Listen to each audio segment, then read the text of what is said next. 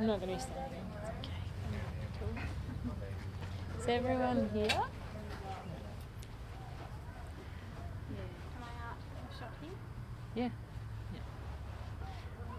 Good afternoon to everybody, and thank you for inviting me to come and meet with you and tell you about myself and about my country. Adnyamatna Yarta, which is Adnyamatna land, is where I come from. I'm Adnyamatna Urartu elder, and Urartu means Aboriginal woman. And I'm heavily involved with mining, especially uranium mining in the Flinders Ranges, which is our yarta, our land. And I haven't been a very popular person among our community and with other places because I've been speaking out too much, and this is when you make yourself unpopular, isn't it? But all that land is sacred to me. You're going to visit one of the places, Balcanoon, the Gammon Ranges National Park. I was born there at the Gammon Ranges National Park, so all that land is very special to me. It's only 80 k's south of the Beverley mine, and for me to sort of think, you know, to look at the land now to what it was when I was 6 and 7 running around and getting down on my belly to drink water out of the creek and all that sort of thing was very special, and I'd love to see my grandchildren do that, but of course we just don't know what's poison these days, and it sort of tears you apart to see the country like this, especially now since Christmas we've had all those lovely big rains in the north and all the creeks and the water holes are full, but we're just too scared to drink the water. And the water has always been a talking point with me because I think that's very special. Once upon a time we could go camping and not take a container of water with us. But now, of course, we sort of use all these cumbersome containers to take water with us everywhere we go. So at this stage about the mine, the Beverley mine, it's a real sore point. This week especially, on Tuesday night, our people signed off on the Beverley 4 mile and beyond the 4 mile area for production. And that was a sad day for me on Tuesday the 11th because I could see once they talk about production, I sort of think of the times that I sort of went with everyone up there to do the site clearance, with the site clearance team to say no to this area and yes to some of it, you know, always thinking that because the mining company and the government preached to us that having native title over the land only gives us the right to negotiate. It does not give us the right really to say no to anything, but we do, of course. Me and my family, because we grew up in that area, we say no to mining in a lot of places, but like I said, we've been willing to sacrifice some things too and let some things go and say yes, it's okay to mine here. I think that at times people think that we're being unreasonable, but you know, the place names, the language, and like Paralana Hot Springs, Vadardlana, that is a very sacred place. And when our old people talked about Vasiniawi, that means poison water, our people had no idea that this was from uranium, because in those days it was just Vasiniawi poison water. Leave it alone. You can touch it, but because it's a sacred place, touch it, wash your hands in it, but go away from it because it's Vasiniawi. And that's what's happening right on the edge of 4 Mile, which is a very special place. And in the 4 Mile and Mount G area, that is God to us. I say God because that is the resting place of our God, our Creator. And I can't talk enough about that, because it really breaks my heart when I see people just mouthing off about something that doesn't have any special effect to them. But to me and my family, my brothers and my sisters, we just love that place, and we sort of think, you know, how can we get help? Who can help us? We make songs about these places and talk about it all the time, but you know, it's a thing that I suppose in a way we waste a lot of time talking about it, because every conversation on the telephone has got something to do with the Beverley mine. It's got something to do with Papagona. It's got something to do with Puntna. It's got something to do with Paralana. That's all those places that is going to be up for production now. Production of the highest quality of uranium, they tell us. But it doesn't mean anything to us, because as far as we know, it's poison. Is there any questions anybody want to ask me at this stage?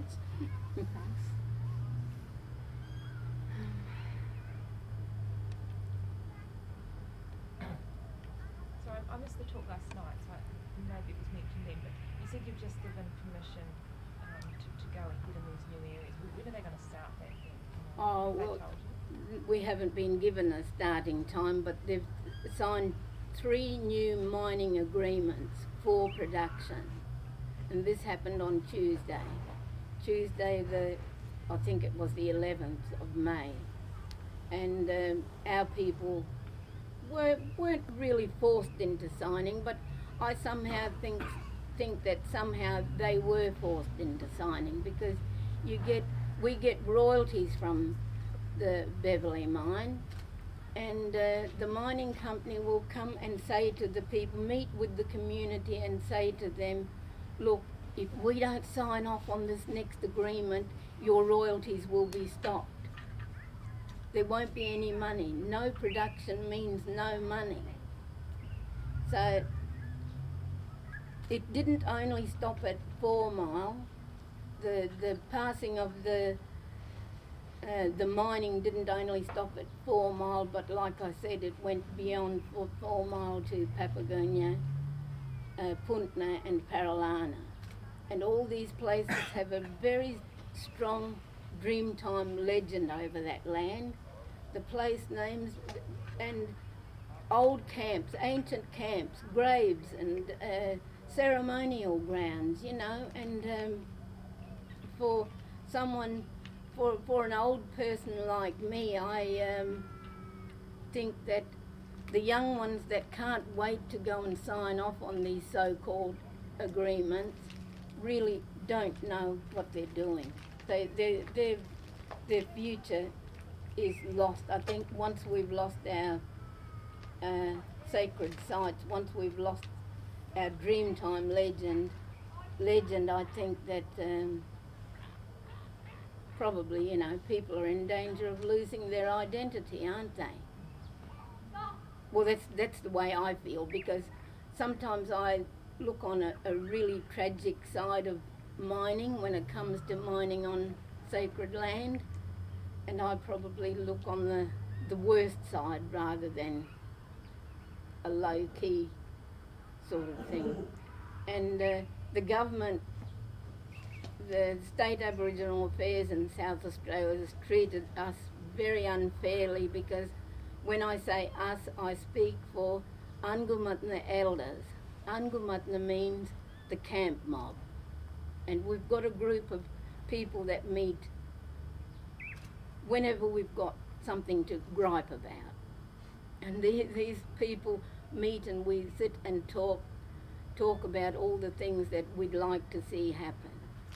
And the Angumatna camp group, camp mob we call ourselves, and we sort of think, who's going to listen to us?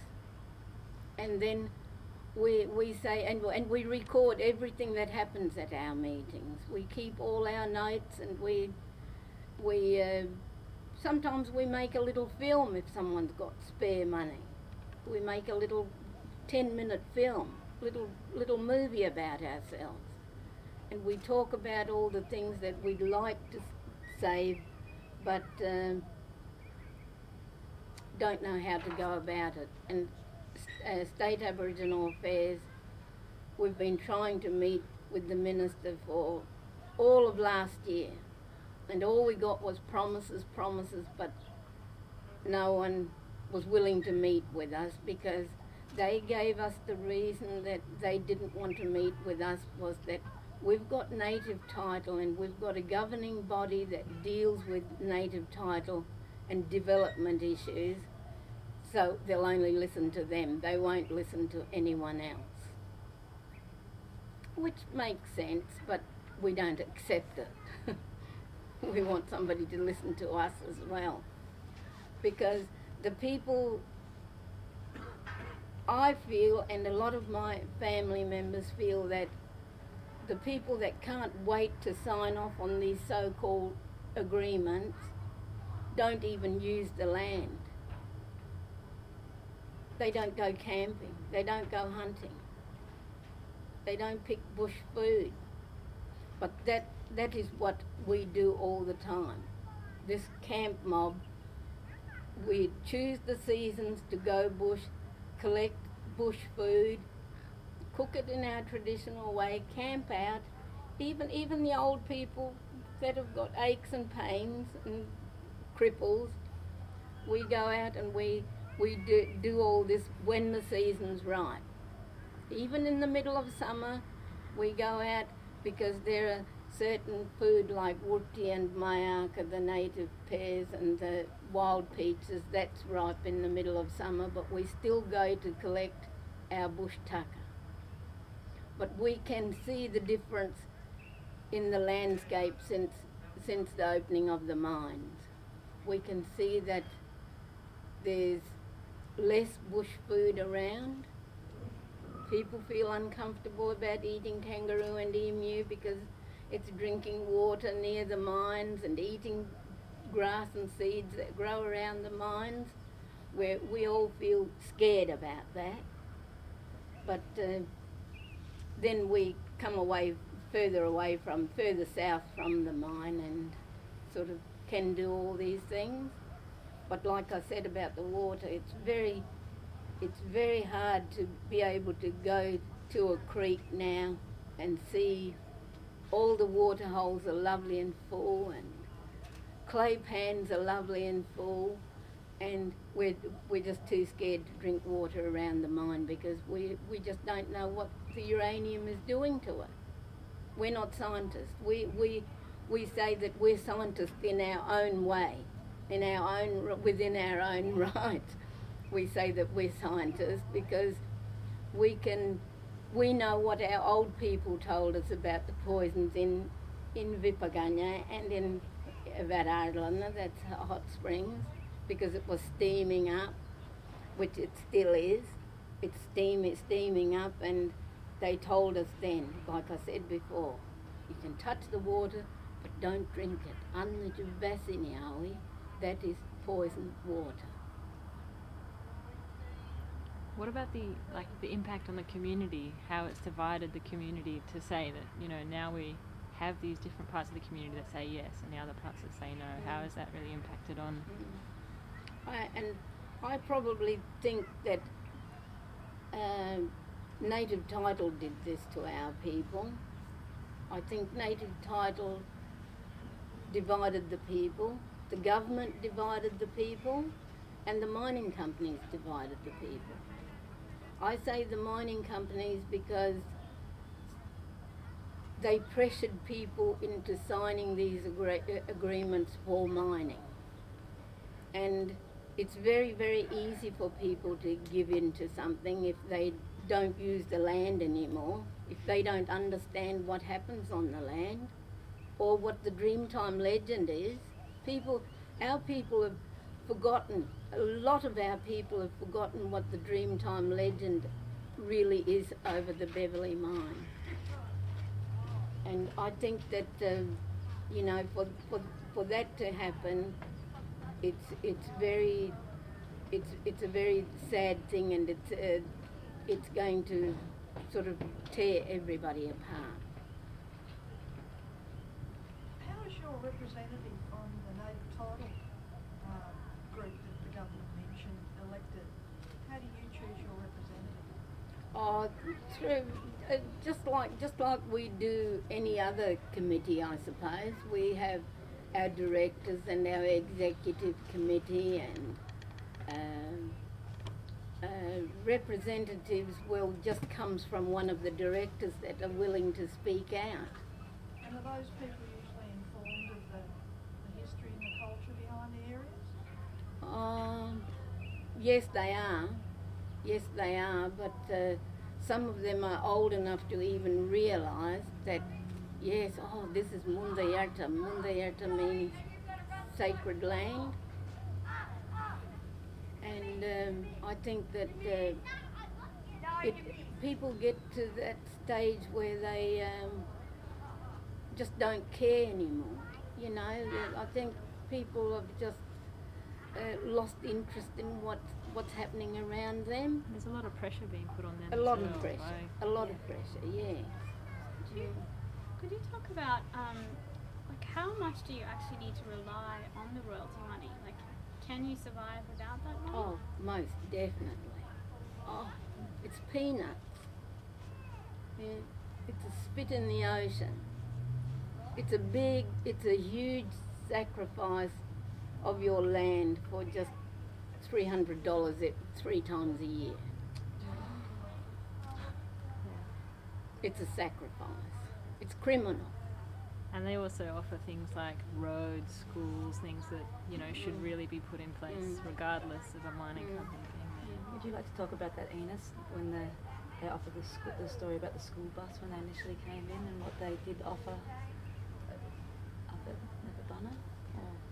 The Nepabunna school bus was, see, all these communities nearest to Beverley get community funds 3 or 4 times a year or something. It doesn't matter if there's 20 Adnyamatna people living in Port Pirie, they wouldn't get a brass in. But everywhere else, people that live nearest to the mine, like Nepabunna and a few other communities, they get funding from the mine, regardless of the royalties. This is separate from the royalties. And this is for their maintenance on water or water pipes, or like running the school bus. And if the school bus couldn't run, you know, even though the school bus is supposed to be the responsibility for the state government. But that's the kind of things that people are threatened with. And if people want to believe silly things like that, well then, they're silly fools, aren't they? You said you were scared to use the water close to the mine, but further away, you're not as scared. Are you sort of informed about which areas you should be more wary about, or which distance you know you're okay? Do they give you any results of study? Have you asked them to provide that information? Like a safety zone or Yeah. safety area? No, we've never thought to do that, and yet, you know, we just do it ourselves. We can see bush foods or seeds growing around the Beverley area, around the clay pans and that, and we just don't sort of think to ask. We just do it ourselves, you know. I think those tests, and they're supposed to be doing tests on all the water supplies and streams, like locally, and that's supposed to be public information. I think if people wanted to, they have to ask for it. But Would you trust it though? I mean, Coming from the mine. Yeah. From well, Heathcote. yeah, I probably. Yeah, I know. Yeah. I know. No, of course, you don't really trust anything from mine. Yeah, so at this stage, you know, we're torn between the devil and the deep blue sea, because the government wants development in our state, big mobs of money for them, and people want employment. So what do we do, you know? And people want royalties, you know. So it's a big decision for some people to make, but for somebody like me, it's fairly easy. I just say no, and you know, and a lot of my family members, and like the Ungamatna, the camp mob, we all say no, and we just sort of think, you know, we've done a lot of talking in the last 5 years. That's what somebody just said to me yesterday when I told them that I was meeting with the group today.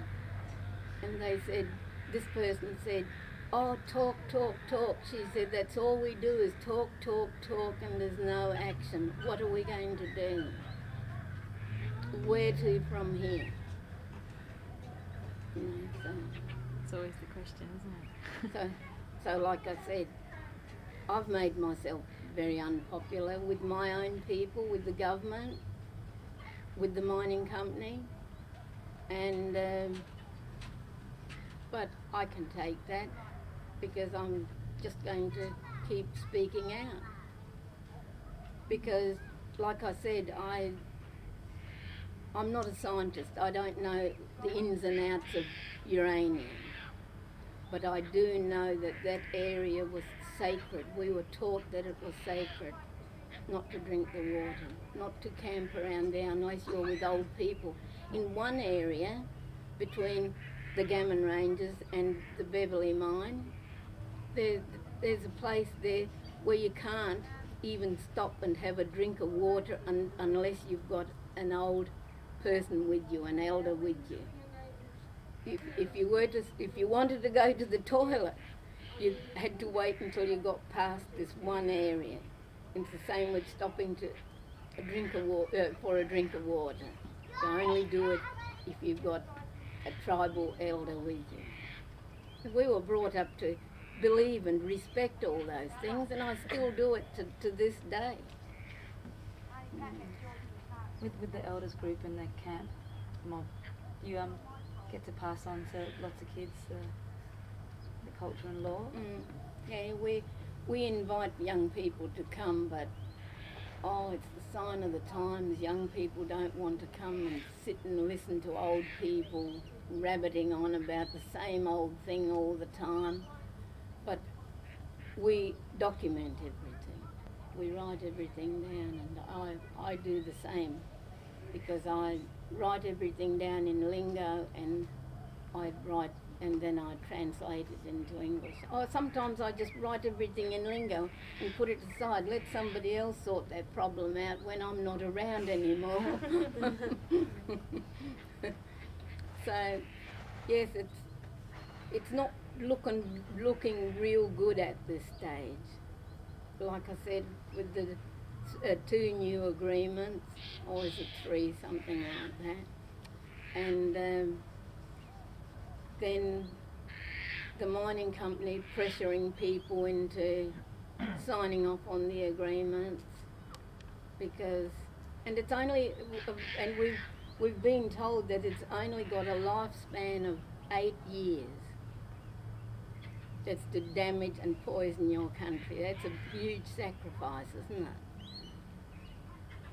So I don't know where to from here. If somebody can tell me or help me, please do. Yeah, it's a horrible situation because we all here wanting to know what we can do to help, and we hear lots of us were around last year talking to your daughter Gillian, and it's a really hard situation. It is. To know what to do. Yes. Some people were there at the protests in whenever, the 80s, 90s? No, Oh, 99, yeah. 2000. Yeah. And So I just want to say that you haven't stood up, you have. what's that, sorry? Say you haven't stood up and you're just speaking up, you have, with all those blockades back there in 2000. Yeah. And that, and you went out there with lithium up on land in the country.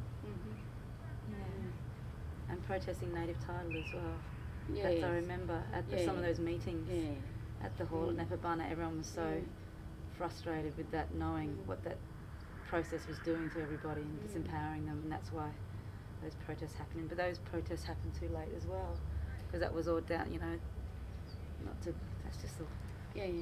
And native title, I believe, gives you the right to negotiate. I don't know whether Avon might be well up in native title, I don't know, but I've been mucking around and dealing with native title since 1991, and I find that it's taken over my life in a way, but doesn't matter, I'm not going to give up.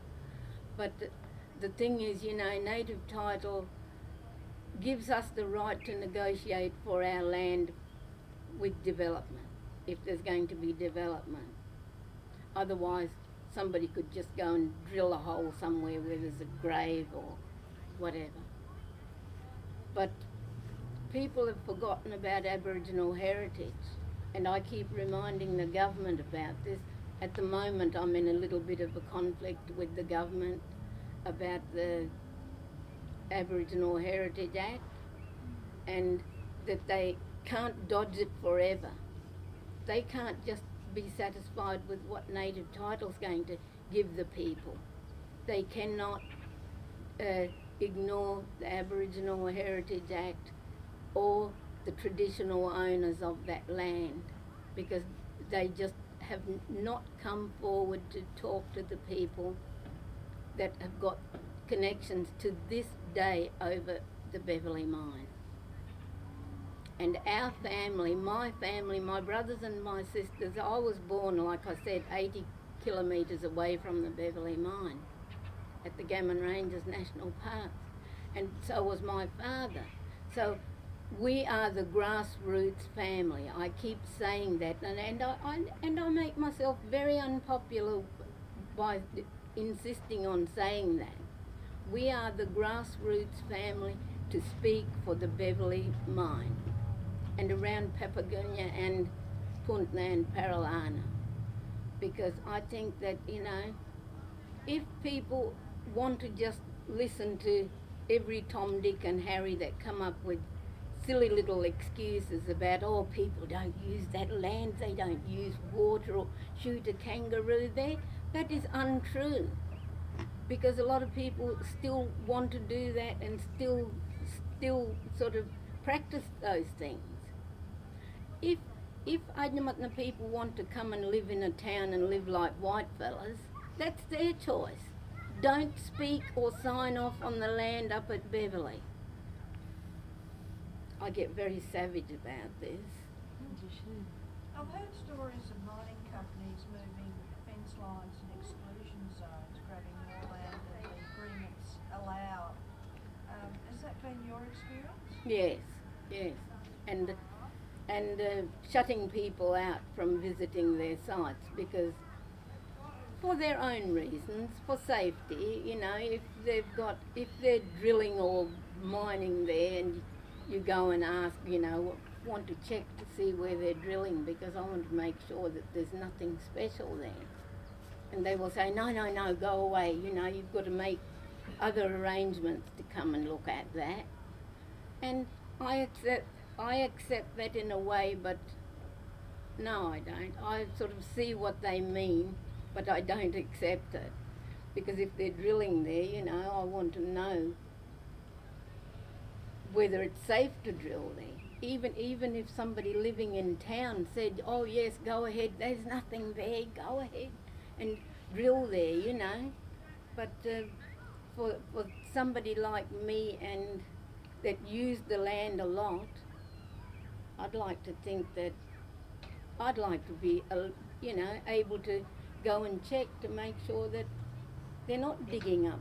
Is the mine presenting a community consultation forum of any sort with their monitoring of leakages or the water testing? No. They would surely have to be monitoring their own pollution. There's a mine in the town where I live, and each quarter they have a meeting and present us with all these ridiculous charts and things. Yeah. but we're also in a position where we can do our own water monitoring of the rivers. That's with the Catchment Management Authority. Okay. But it's sort of a Mickey Mouse science, really. But you've got the data coming in, and if there's a sudden rise in something, you can say, look, something's happened here. And they should surely have to account to the Environment Protection Authority, even though it is only a paper tiger. Yeah. And, well, probably that does take place between PIRSA or the Chamber of Mines, you know, and probably that might happen between those two departments. But it doesn't happen with the traditional owners. It should be. Yeah. Thank you for bringing that up. Gives me something else to think about. And when we talked to your daughter Gillian last year, she was saying she was completing her PhD on the process. I haven't sort of caught up with how that was, the follow through on that. How has that been submitted? Yes, And, yes, it's been submitted. Yeah. and how's it been received? Too early to say yet. But you know, last year when this is one thing I failed to mention, that early last year, about March, the Ungamatna, the camp mob, decided that we would lobby the Department of Aboriginal Affairs to get some kind of help and support from the department. And the Minister for Aboriginal Affairs, who was Jay Weatherall at the time, suggested that there be an independent report done on the Beverley area. And apart from the people that was giving information during the year last year. And the independent report was done, and a research to what might have happened up at the Beverley 4 Mile area before the mine was ever established. And then, you know, about 30 years ago, all the old people sat in the creek and they all said no to mining at 4 Mile. And they kept saying, and beyond, Mitcham and the other places, they named other places. You know, Mitcham is place name. And like places like Punta and Papagana. And so the independent report was completed, and that's as far as it got, with all this valuable information from 30 years ago that was done into a beautiful binder, into a beautiful book with all this report, including reports from a lot of us and from the Ungamatna, the camp mob group. And that's all that's happened. It's just sitting there, you know. It's just, we just cannot get the government, the Minister for Aboriginal Affairs, to meet with us to try and work out what we should do next.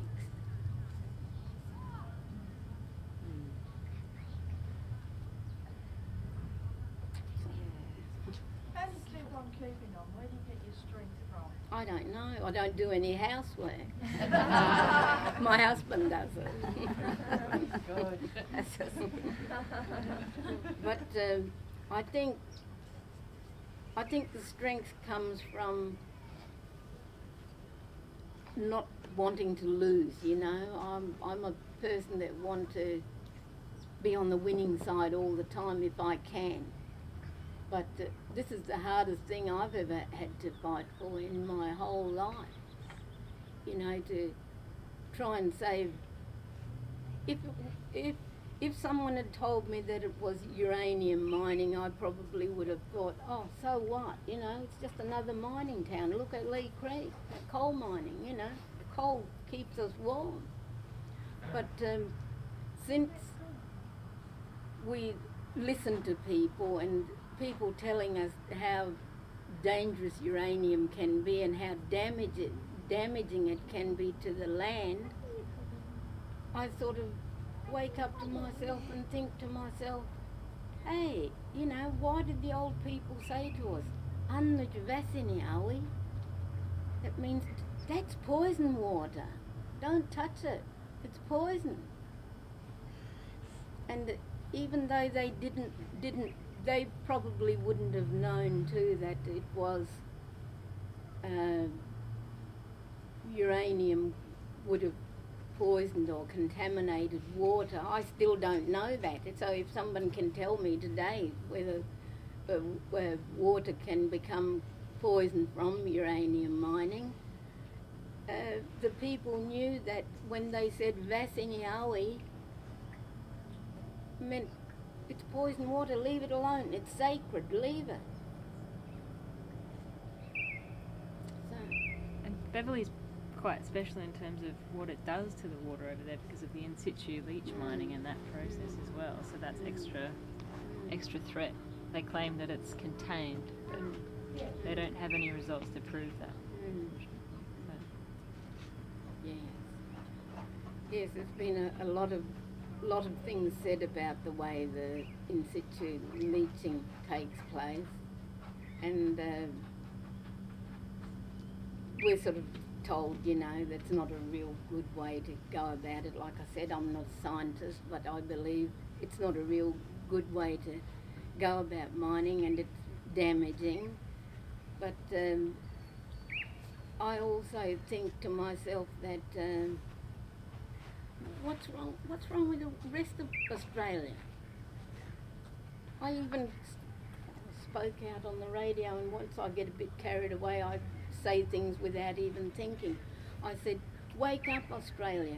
Do we need any more than 3 uranium mines in South Australia? You know, and I'm having a go at everybody else, you know. I don't know.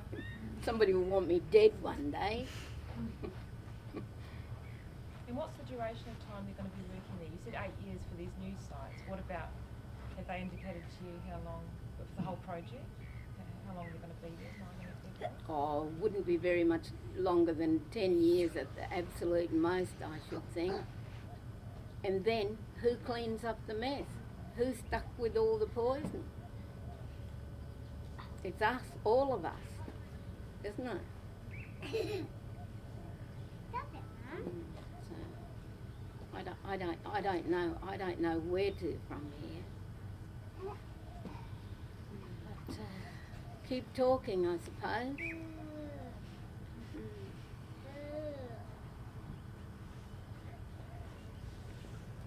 Does anyone have any other questions?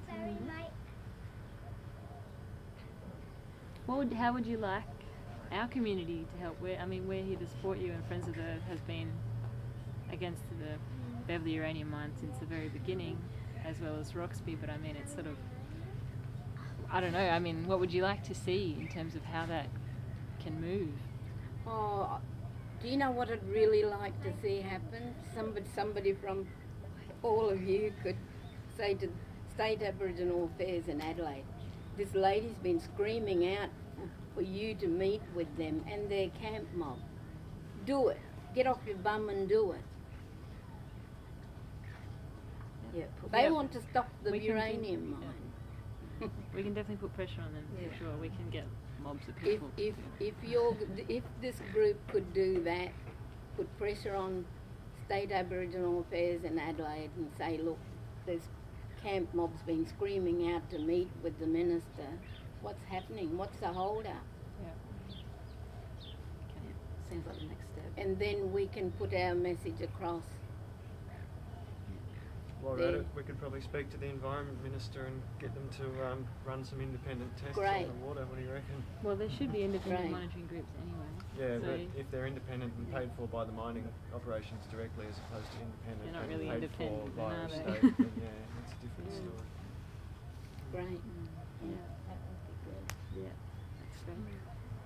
Yeah, I hope I've tried to make sense of what I was trying to say today, and sometimes it's very hard to follow people when they're griping about something, but you know, it's I don't know, if you don't speak out,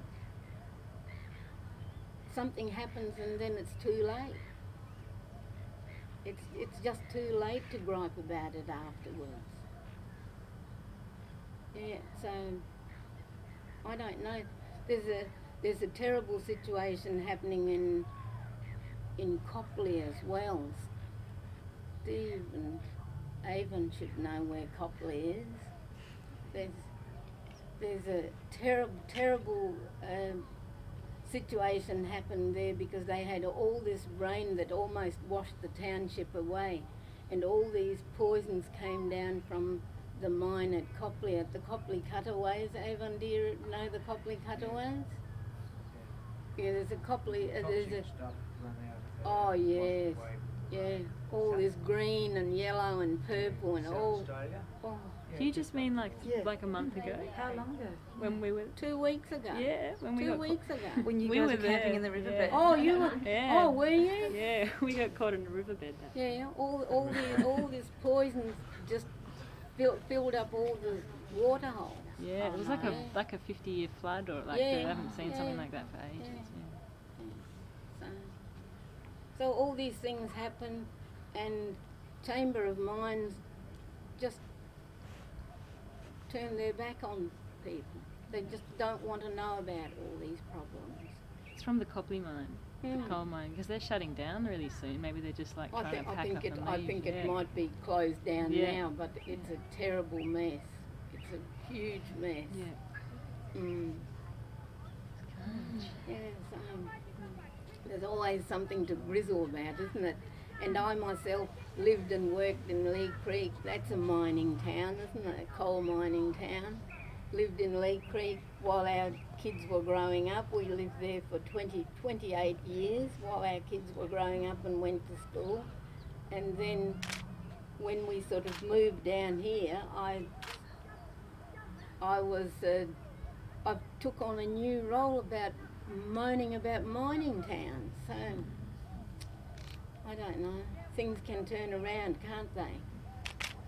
Things turn around, I think, especially when you hear of people, and people like this group, talking about the dangers of uranium mining. You just don't know until someone comes along and opens your eyes to something that's happening. And then you think to yourself, hey, that's uranium mining's on my land, you know, on my father's sacred land. So if our old people left us, because of our culture and our customs, Aboriginal culture and customs, when our old people pass on, they leave us in charge of the land, to look after the land. Now, they would say, which meant don't uncover too many things, but look after the land. They were very strong about telling us about looking after the land. But had to do it carefully, you know. And it's the same with going to a meeting. I go to meetings where people swear at me and say awful things to me. I've been bashed up at a meeting. But I didn't give up. It made me stronger. I wanted to show to these people that I mean what I said at that meeting. I'm going back for another go, and I'll keep talking about it. You know, and there's a way to conduct yourself at meetings. You don't have to be abusive. I don't swear. I don't have to be abusive or come out and say things that's going to offend or hurt people. And sometimes with Aboriginal culture it does hurt people. So, and, you know, but you just got to get over that. So, there.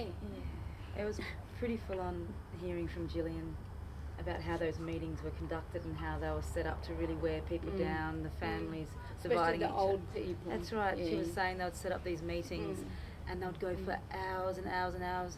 The food, there wouldn't be food there for people, and then people get tired and go home and they have a vote at 6 o'clock at night or something like that. Yeah. You know, it's really, really, it was constructed in that way, orchestrated in that way to do that, to wear people down and make it hard for people.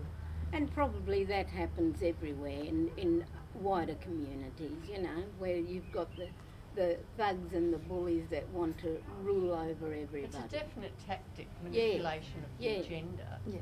And like it's almost written down as one of the tactics to use. Yeah. And to do exactly that, to keep the important decisions until the end. So who was running these meetings? Who was organising these? Oh, well, Adnyamatna people, but we've got our governing committee that runs the meetings, and we're all part of it. We're all part of it, and the thing is that we're all related to each other, you know, but all these terrible things happen to people. You know, there's like some older people can be forgiven for not understanding about the way meetings are run, you know, meeting protocol. And they just lash out at something which sort of the younger generation, the people that's got the gift of the gab that stand out in the front and talk all day in front of 200 people, rule the roost. They are the bullies. How many people were at these meetings? Like how many people were at these meetings at times? Mostly well over 100. Yeah, like I said, 200 people. Would you like to share some language with us, just a little bit while we're out there, just for fire and water and a few things? So when we're camping? Awi is water. That's right, awi. Yeah. Awi. Ardla, you say it with an American accent. Ardla. Yeah, Ardla. That's why the Americans can speak our language really good. And so Ardla's fire. Ardla. Mai is food. Mai. Yeah. And Mia is to sleep. Oh, Mia. Yeah. Mia Wanita. Yeah, Mia is to sleep. And Nanga, in our language, is a greeting. Nanga. Some groups of people call themselves Nangas, but for our group, it's Nanga is to say Nanga. And you say Nanga back to me. Nanga. Yeah, Nanga English. Yeah. What about friend? Sorry? Friend? Friend, Ngangini. Nangini. That's a hard one, Ngangini. Yeah. Or Mitta, but it's slang for mate. Yeah. How do you say big poisonous hole in the ground? Poisonous hole in the Poison, ground. leave it. Vasini Urtu. Vasini Urtu. Can you say that? I could try, but I'd be very disappointed. Oh, so Vasini is easy. Vasini. Urtu. Urtu. Yes, perfect. Yeah. Vasini Urtu. Was Gillian putting a dictionary together? Is there a Adnyamatna dictionary? Yes, that's been- Gillian and I or- both. Yeah, that's what I meant. Yeah. Are there many of the younger generation fluent in your language? No.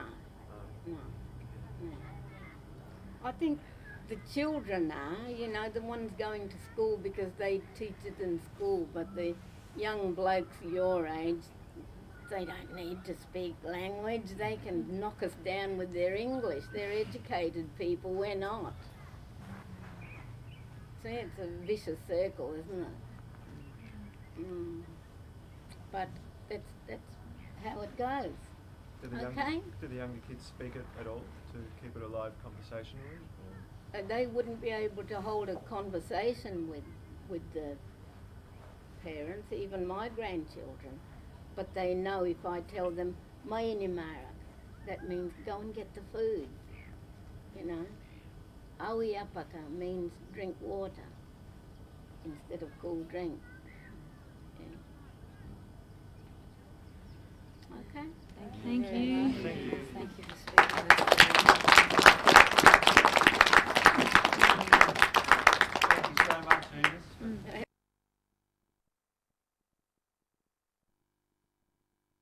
at Emu. After that, they did all these tests called minor trials, where they burnt nuclear material and blew it up with conventional explosives to see what would happen. Anyway, what happened was they spread the shit all over the countryside and polluted the place incredibly, and everyone was